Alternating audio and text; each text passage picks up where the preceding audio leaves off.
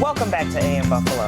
Now, April is filled with so many religious celebrations, including Ramadan. Yes, and this holy month is observed by Muslims worldwide as a time of fasting, prayer, reflection, as well as community. Yes, and here to share more about these religious traditions is Shareefa Albanna, the owner and CEO of Arabica. I said that right, right? Arabica Enterprises, LLC. Good morning. Good morning. Welcome, Shareefa. We were really excited to have this conversation with you. Let's talk about Ramadan. Yeah. So what would you say is essential to let people know about what this holiday is all about?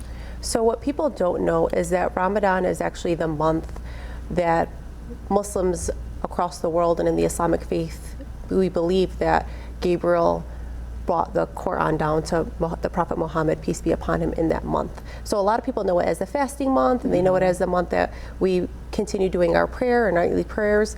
But what they don't know is that that's why we observe it, the purpose of why we observe it. It's the 9th month of the Islamic calendar, and it's really a month to bring yourself closer to God, increase worship, increase faith. Increase almsgiving and charity, because in the month of Ramadan, another thing that people don't know, it's actually obligatory. Almsgiving and charity is actually obligatory in the month of Ramadan, as it should be practiced month after month, but in the month of Ramadan, it's actually obligatory to feed those in need and to provide sustenance for those in need. Yeah, and so let's go into that a little more. Talk about, because your hand is in many pots, talk about some of the causes that are important to you. 100%. So I break that down into representation across the board as an Arab American woman, as a Yemeni American woman, and as a Muslim American woman.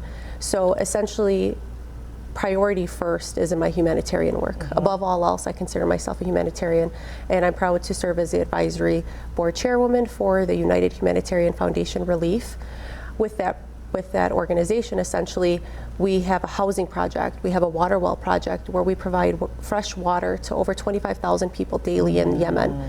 Additionally, we've built 80 homes so far, 50 are in construction, 30 already built, that house over 300 people, single mothers, their children, so over 300 people are housed because of our organization. In addition to, we have a bakery that was built to sustain over 6,000 people daily. So, and that's just the tip of the iceberg, it's only 4 years old. So that's my primary, I feel, purpose, in addition, obviously, to secondary to being a mother, obviously. So it's being a mother, a humanitarian, and then my economic development role, which includes my representation with the Arab America Foundation, with April being the April is Arab American Heritage Month. It was just proclaimed by President Biden, thankfully. So, and I'm a proud member of that board as well.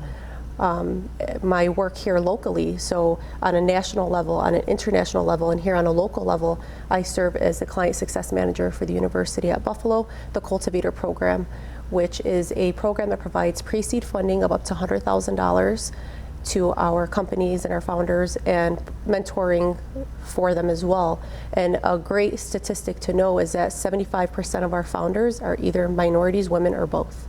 So being able to support underrepresented founders is very important to me, and that then increases economic prosperity here in Western New York on a local level.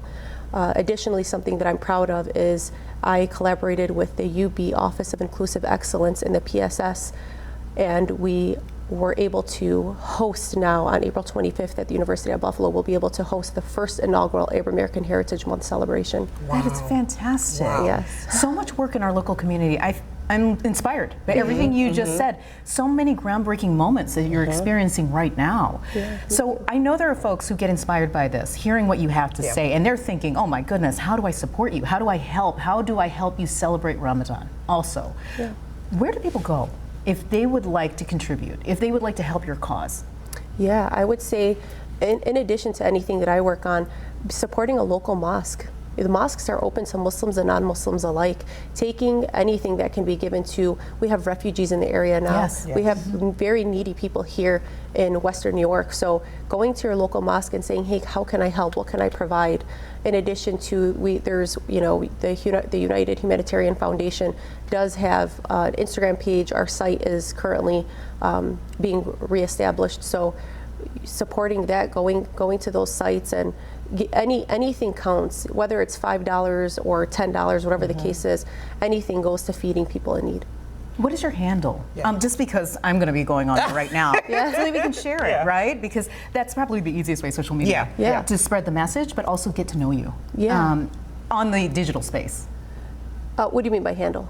So where are you on Instagram? Yeah. So where can we find you? I'm not on Instagram. I've actually never had social media aside from a LinkedIn page. Oh, okay. So I am on LinkedIn. Yes. So the best way to find you is on LinkedIn. Yep. Yep, My name's yep. Shareefa Albanna on LinkedIn. That's fantastic. Shareefa, international, national, I mean local, you do it all. Thank you for everything Thank you. that you do. Thank you, Mercedes. Thank And we're you. so grateful to be able to inform, raise awareness, but also help you celebrate. Yeah. We're thank celebrating here with you on AM Buffalo. I appreciate you. Thank you so much for having me. Oh my gosh. We hope you had a wonderful show with us, but we are going to be back